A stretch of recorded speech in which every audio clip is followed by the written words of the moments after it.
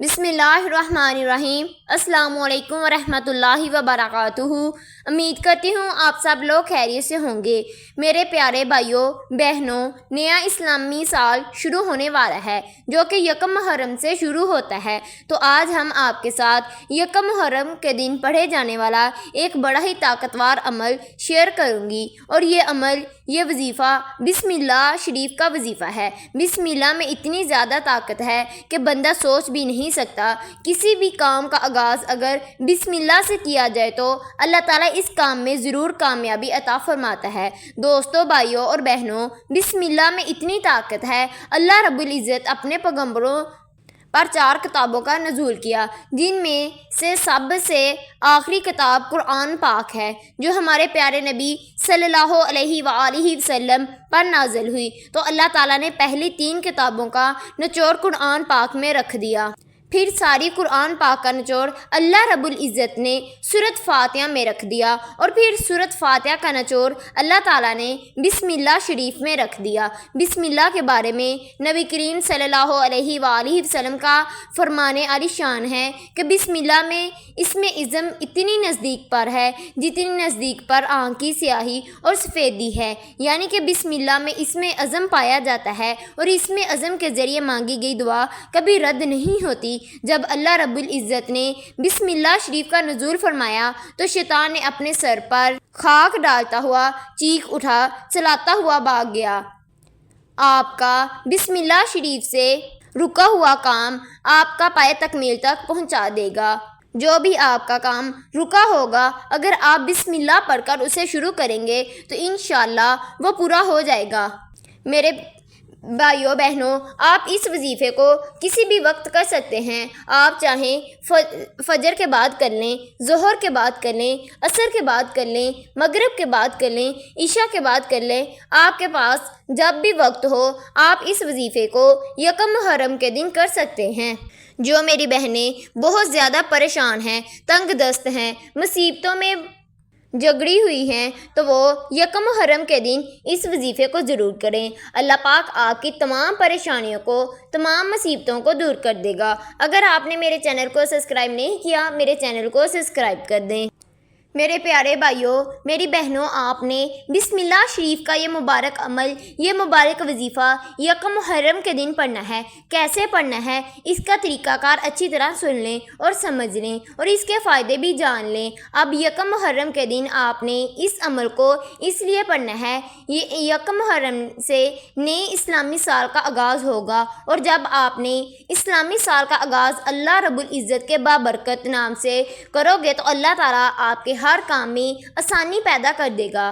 آپ کی اولاد نافرمان ہے، اسے فرما بردار بنا دے گا۔ اس لیے اس عمل کو، اس وظیفے کو یکم محرم کے دن ضرور کریں۔ اگر آپ کے گھر میں لڑائی جھگڑے ہیں اور آپ چاہتے ہیں کہ لڑائی جھگڑے ختم ہو کر پیار محبت میں تبدیل ہو جائے، گھر میں امن سکون آ جائے، گھر میں سے جو بے سکونی ہے وہ ختم ہو جائے، تو آپ یکم محرم کے دن بسم اللہ کے اس وظیفے کو کر کے دیکھیں۔ اللہ پاک آپ کے گھر میں سے بے سکونی ختم کر دے گا۔ جو میری بہنیں، جو میرے بھائی ایسی بیماریوں میں مبتلا ہیں، جو لا علاج بیماریاں ہیں، وہ ختم نہیں ہو رہی، وہ صحت و تندرستی چاہتے ہیں، تو یکم محرم کے دن اس بسم اللہ شریف کا وظیفہ کر کے دیکھیں۔ اللہ رب العزت نے چاہا انشاءاللہ آپ کو صحت یابی، شفا نصیب ہوگی۔ جو مقروض ہیں، قرض سے نجات چاہتے ہیں، اس عمل کو پڑھ لیں۔ جو گھر میں بچیاں جوان ہیں، ان کا رشتہ نہیں مل رہا، وہ رشتہ نہ ہونے کی وجہ سے بہت زیادہ پریشان ہیں، وہ اس وظیفے کو ضرور کریں۔ انشاءاللہ آپ کو اچھا رشتہ مل جائے گا۔ یکم محرم کے دن آپ کے پاس پورا وقت ہے، پورا دن ہے، آپ اس وظیفے کو کسی بھی وقت کر سکتے ہیں۔ اگر آپ نے کسی بیمار کے لیے پڑھنا ہے، اس عمل کو پڑھنا ہے، پھر نافرمان اولاد کو فرما بردار بنانے کے لیے پڑھنا ہے، تو آپ نے اپنے پاس ایک پانی کی بوتل ضرور رکھ لینی ہے۔ اس کے علاوہ آپ کسی مقصد کے لیے پڑھنا ہے تو پانی کی بوتل ضرورت نہیں ہے۔ آپ نے تنہائی میں بیٹھ جانا ہے، اور ایسی جگہ بیٹھنا ہے جہاں آپ کے وظیفے میں کوئی خلل پیدا نہ ہو۔ سب سے پہلے آپ نے نبی کریم صلی اللہ علیہ وآلہ وسلم وسلم کی ذات مبارکہ پر 3 مرتبہ درود ابراہیم پڑھنا ہے۔ 3 مرتبہ درود ابراہیم پڑھنے کے بعد پھر آپ نے درود پاک پڑھنے کے بعد آپ کا جو بھی مقصد ہے، جو بھی حاجت ہے، اس کی نیت کر لیں۔ اگر آپ بیماری سے صحت یاب بھی چاہتے ہیں، اس کی نیت کر لیں۔ اگر آپ قرض سے نجات چاہتے ہیں، اس کی نیت کر لیں۔ من پسند نوکری کرنا چاہتے ہیں، من پسند شادی کرنا چاہتے ہیں، اس کی نیت کر لیں۔ اگر آپ دشمنوں سے نجات چاہتے ہیں، اس کی نیت کر لیں۔ نیت کرنے کے بعد آپ نے بسم اللہ شریف کو 786 مرتبہ پڑھنا ہے۔ آپ نے بسم اللہ الرحمن الرحیم کو 786 مرتبہ پڑھنا ہے۔